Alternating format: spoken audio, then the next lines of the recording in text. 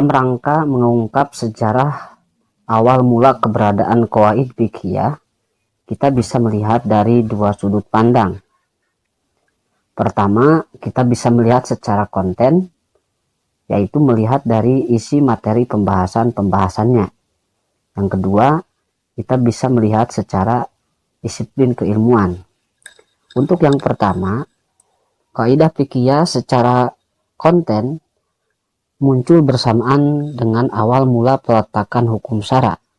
Hanya saja kaidah fikih tidak tersusun secara sistematis seperti saat ini. Pada periode ini, kaidah fikih baru sebatas embrio yang termaktub dalam teks-teks Al-Quran dan hadis. Dalam Al-Quran misalnya, atau dalam hadis Nabi Muhammad SAW, cukup banyak misalnya pola dan praktik yang menunjukkan qawaid fikih, baik itu secara eksplisit maupun secara implisit.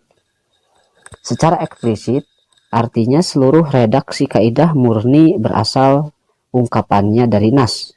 Misalnya seperti hadis yang diriwayatkan dari Siti Aisyah, an Aisyata anna Rasulullah SAW qada annal kharaja bid-dhaman.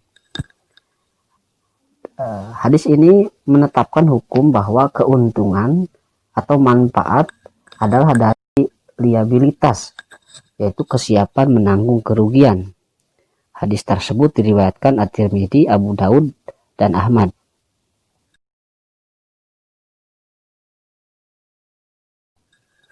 Ucapan Nabi ini dalam rangka menyelesaikan kasus hukum atas praktik jual beli yang mana ketika barang sudah diterima pembeli dan ternyata terdapat cacat, maka ada kebolehan bagi pembeli mengembalikan ke penjual jika selama barang tersebut masih di tangan pembeli dan menghasilkan sesuatu, misalnya membeli hewan lalu beranak, maka itu adalah hak si pembeli karena dia yang memiliki kesiapan menanggung kerugian selama barang tersebut di tangannya. Selain itu, terdapat hadis yang secara implisit menunjukkan sebuah kaidah fikih. Misalnya hadis yang berbunyi innamal a'malu binniyat. Nah, hadis ini bahkan di kemudian hari menjadi dasar atau landasan salah satu kaidah fikih yang berbunyi al-umur bimaqasidiha. Atau misalnya ada dalam ayat Al-Quran yang menjadi benih dan pijakan lahirnya sebuah kaidah fikih. Misalnya dalam Al-Quran surat Al-Hajj ayat 78, wa ma ja'ala alaikum fid-dini min haraj. Artinya, dan Allah tidak menjadikan kesulitan bagimu dalam agama. Di samping itu banyak hadis Nabi selain yang disebutkan di atas yang kemudian diposisikan seperti kaidah fikih dalam hal ketercakupannya terhadap beberapa persoalan fikih. Dengan demikian, kaidah fikih sudah ada sejak awal mula pensyariatan agama Islam dan dipraktikan secara langsung oleh Nabi.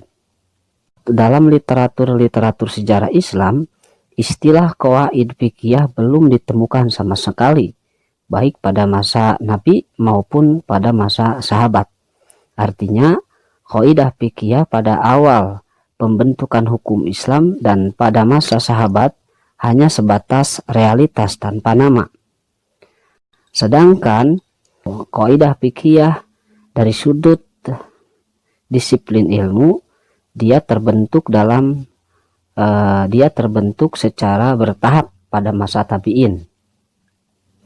Ia muncul setelah disiplin ilmu fikih terbentuk menjadi mazhab-mazhab dan menjamur di tengah para akademik muslim akhir abad kedua Hijriah dan awal abad ketiga Hijriah. Formula kaidah fikih muncul dalam buku karya Abu Yusuf Ya'qub bin Ibrahim yang wafat tahun 180 Hijriah dengan judul kitab Al-Kharaj. Kemudian pada generasi selanjutnya banyak ulama yang mengikuti beliau seperti Muhammad bin Hasan Asyibani yang wafat 189 Hijriah. Dia mengarang buku yang berjudul Al-Aslu.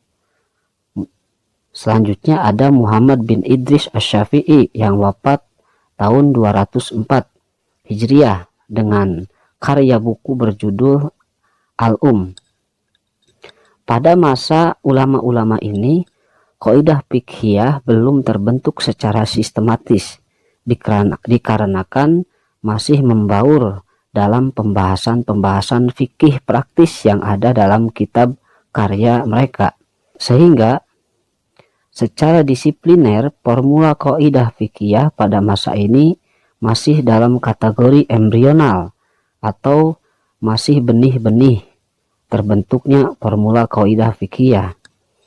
Kaidah fikih secara sistematis justru muncul pada kitab Syekh Abu Thohir Muhammad bin Muhammad Ad-Dabbas, yaitu seorang ulama mazhab Hanafi dengan jumlah 17 kaidah. Dari 17 kaidah tersebut kemudian dikembangkan oleh muridnya bernama Abu Hasan Al-Karhi yang wafat sekitar tahun 340 Hijriah. Beliau Abu Hasan Al-Karhi mengembangkan 17 kaidah tersebut menjadi 37 kaidah dalam buku yang berjudul Al-Usul. Kemudian muncul Syekh Abu Zaid Ad-Dabusi sekitar 430 Hijriah.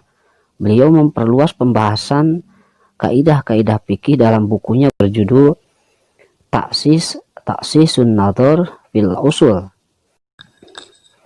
Selain dari kalangan ulama mazhab Hanafi, ulama fikih mazhab Maliki pun ikut meramaikan dalam mensistematiskan kaidah-kaidah fikih. Sekitar tahun 361 Hijriah, muncul Syekh Abu Abdillah Muhammad bin Hafiz Al-Hasni Al-Khairawani dengan bukunya berjudul Al-Usul Al-Futyah. Selanjutnya ada Syekh Syihabuddin Abu Abbad Ahmad bin Idris bin Abdurrahman As-Sonhaji yang membuat karya kitab Al-Furuq yang dikenal dengan nama Imam Al-Qarafi. Beliau wafat sekitar tahun 684 Hijriah. Selain daripada itu, dari kalangan ulama-ulama mazhab Syafi'i itu muncul mengembangkan kaidah fikih seperti Imam Qadhi Husain yang wafat tahun 462 Hijriah dan Abdullah bin Yusuf bin Muhammad bin Haimiyah atau yang dikenal dengan Abu Muhammad Al-Juwaini yang wafat sekitar 438 Hijriah. Beliau dikenal dengan julukan Imam Haramain yang membuat sebuah buku berjudul Al-Furuq yang menjadi buku referensi fikih Syafi'iyah. Sehingga secara disiplin keilmuan, qawaid fikih baru terbit sekitar abad ketiga dan keempat Hijriah.